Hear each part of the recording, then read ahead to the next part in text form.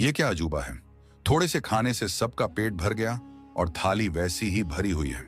अबू तालिब मुस्कुराए और कहा, यह अजूबा नहीं, ये मेरे भतीजे मोहम्मद की बरकत है। सुभान अल्लाह, जिस खाने पर हुजूर पाक का नाम पढ़ दिया जाए वो खाना दुनियावी खाने से अलग रुतबा पा लेता है।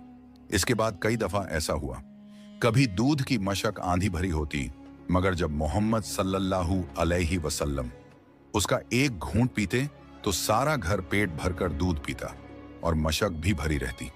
जिस दिन से मोहम्मद सल्लल्लाहु अलैहि वसल्लम अब्बू तालिब के घर आए थे, उस दिन से उनके घर की हवा ही बदल गई थी। जहां पहले तंगी का साया था, वहां अब बरकत और सुकून था।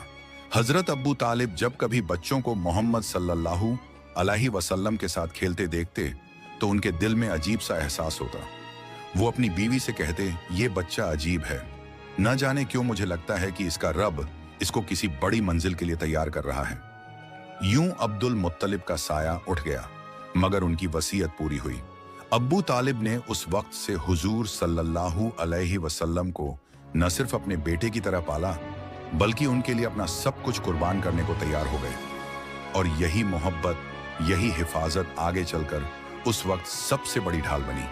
और जब हुजूर सल्लल्लाहु अलैहि वसल्लम नबूवत का ऐलान करेंगे और तो पूरा मक्का दुश्मन बन जाएगा। गर्म रेगिस्तान की हवाओं में उस काफिले के कदम धीरे धीरे शाम की सरहद की तरफ बढ़ रहे थे। ऊंटों की घंटियों की मध्यम आवाजें, मुसाफिरों की थकी सांसें मिलकर एक अजीब सा माहौल बना रहे थे। इस काफिले की रहनुमाई कर रहे थे हजरत अब्बू तालिब और उनके साथ थे उनकी आंखों का तारा, उनके भतीजे मोहम्मद सल्लल्लाहु अलैहि वसल्लम, जिनकी उम्र उस वक्त तकरीबन 12 साल की थी। हुजूर की मासूम आंखों में ताज्जुब की चमक थी। हर जगह को देखते और गौर करते जैसे जमीन का हर नक्श, हर मंजर, हर लम्हा उनसे कोई राज कह रहा हो। सफर लंबा था, लेकिन एक अजीब सी बात पूरे काफिले ने महसूस की कि जहां भी हुजूर सल्लल्लाहु अलैहि वसल्लम होते, वहां का मौसम नरम हो जाता। सूरज की तपिश जैसे उनकी मौजूदगी से ढक जाती। कई बार लोगों ने देखा कि एक बादल का टुकड़ा उनके सर के ऊपर साया किए हुए चलता है।